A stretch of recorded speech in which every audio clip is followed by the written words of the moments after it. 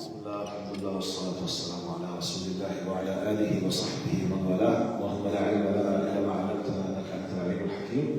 اللهم تب علينا إنك أنت التواب الرحيم. سبحانك لا نحصي ثناء عليك أنت كما أثنيت على نفسك. أنت المقدم وأنت المؤخر وأنت على كل شيء قدير. In the name of Allah subhanahu wa ta'ala, the most compassionate, the most merciful, all praise and thanks are due to him, and peace and blessings be upon his beloved Prophet Muhammad sallallahu alayhi wa sallam.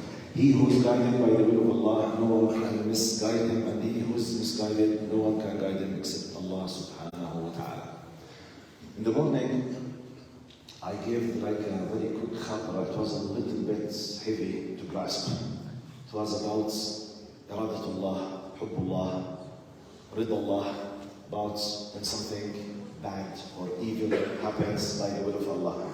So one of the brothers, he asked me, please can you repeat these concepts in the Dhuhr, because maybe the people are there and maybe there is a need. So I will try to elaborate, try to extend a few additional meanings about this.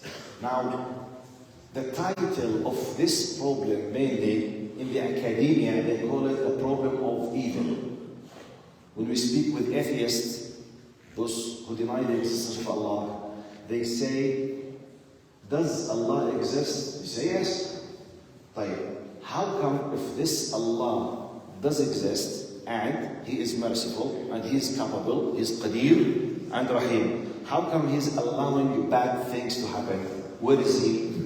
This is the origin of the question. This is the origin of the problem. It's called the problem of evil. If Allah is merciful and Allah Qadir, which is why He's not stopping evil things in the world? This is the question. How to deal with this? I'll try now to explain it a little bit. It will help you, inshallah, to answer many questions for your kids and for yourselves. Now, first step to deal with this problem is to pay the attention that Allah has 99 names and attributes and not just 2 attributes. Allah is not just Rahim and Qadir.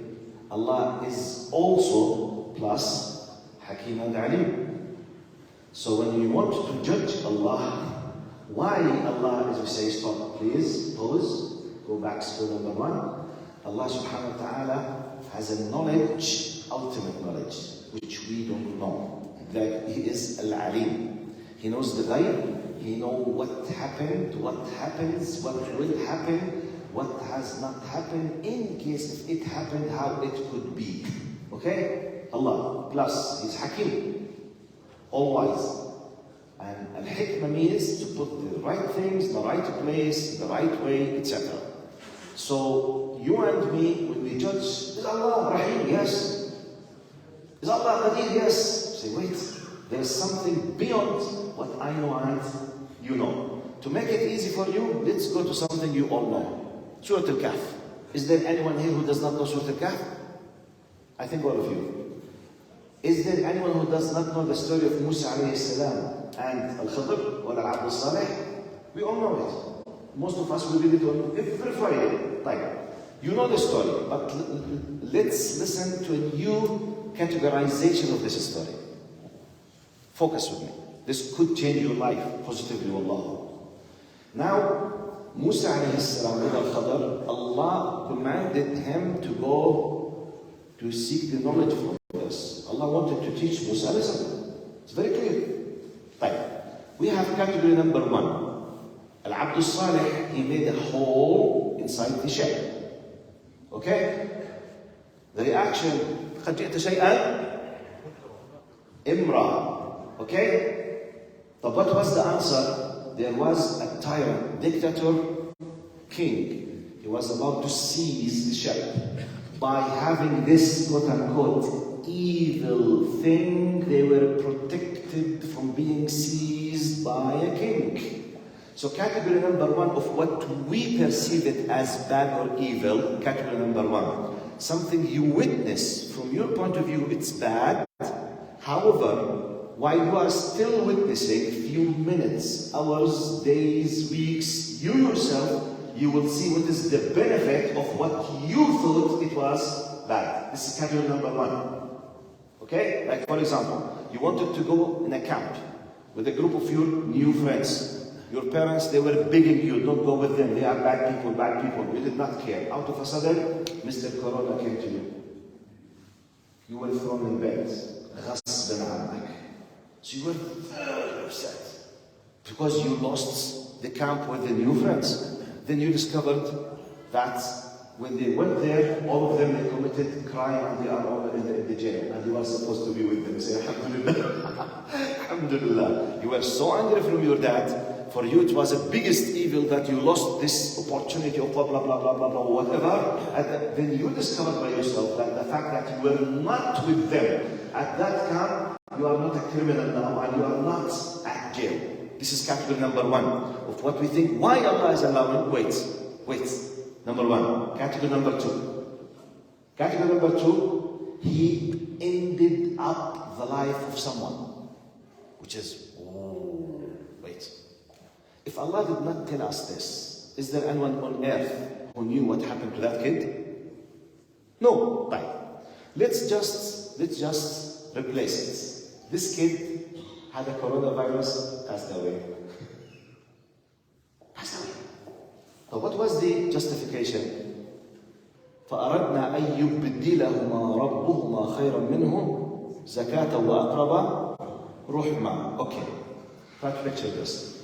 This child was sent to his parents for a mission.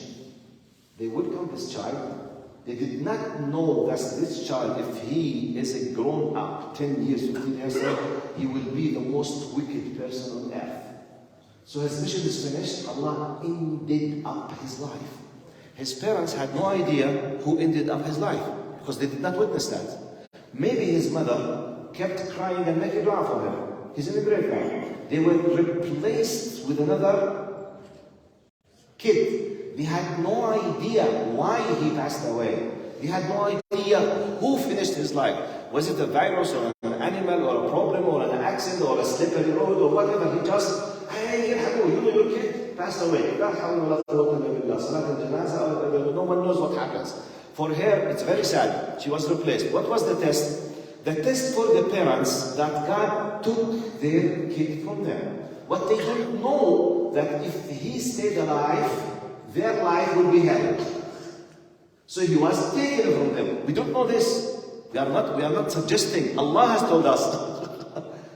Okay? طغيانا وكفرا أقرب رحمة. Allah is telling us, as if Allah is opening part of the ghaib that we had no idea how Allah operates, what Allah knows. We don't know what Allah knows. We don't know what Allah is able to do. So He gave us an example about how He takes care of the universe. So sometimes their reaction, it was, Alhamdulillah. They made the Salat al-Janazah, the clothes is fine, they were replaced, and they had no idea that the satisfaction of the hukum of Allah was the main reason to be replaced with another good kid. This category number 2. Category number 3, which is the most important one. Most important one, that we all need it because we are living in it 24/7. Category number 3, please picture this. It's amazing when you think about it. Anonymous person who no one of us knows who is he up to this moment. Because he said, Abuhuma Salih. We don't know who is he. No one knows. He's in his grave. Because he was a good person, his 2 kids, they are sleeping at the Medina. The city or the village, they are mean people, stingy people, wicked people. They refused to, and by the way, just pause. At that time, it's not like us. Now you're driving on the highway, every few minutes you can have a break, you can have Tim Hortons, Starbucks, you can eat, you can drink. At that time, while you are traveling, if the people of villages, they do not provide you with provisions, you will die.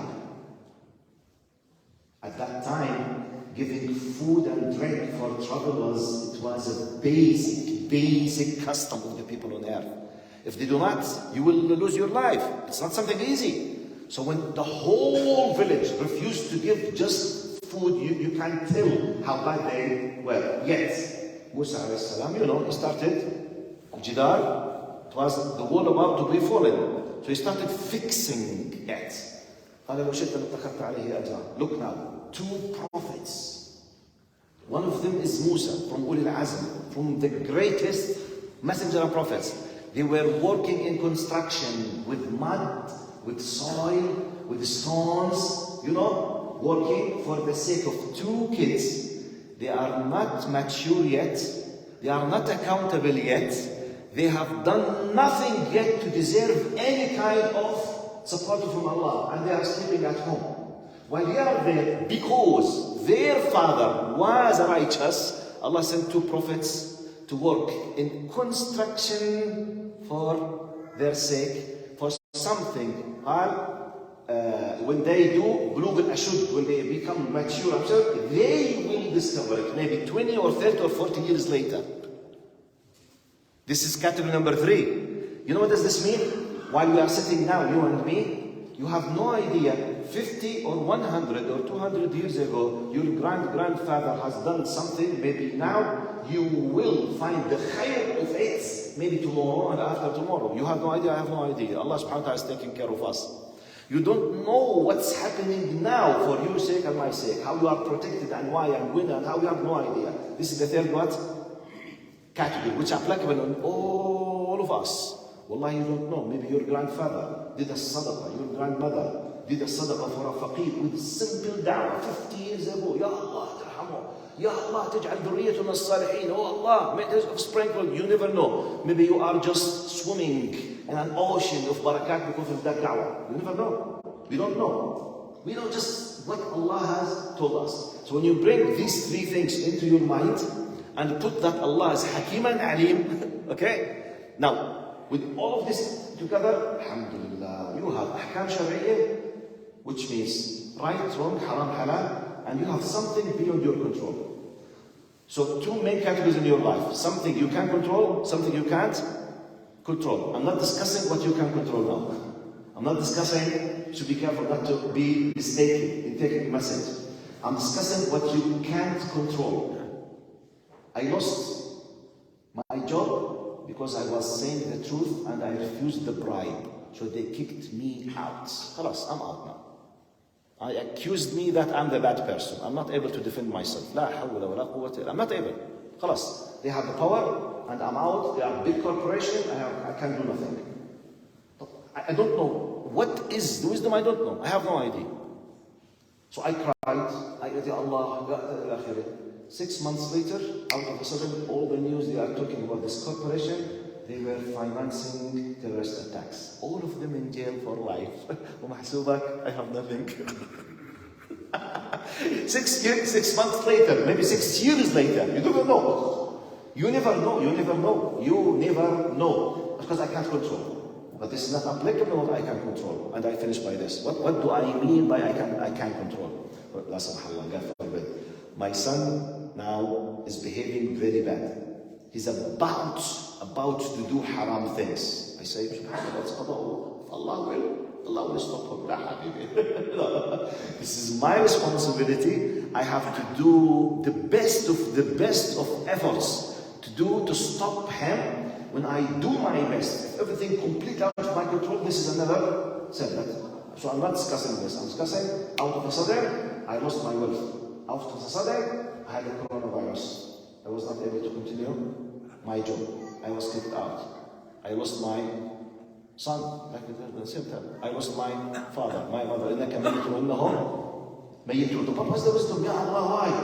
One of the amazing, terrifying stories happened with me. When I was a teacher before I became a doctor, one of my students, but it's really horrible.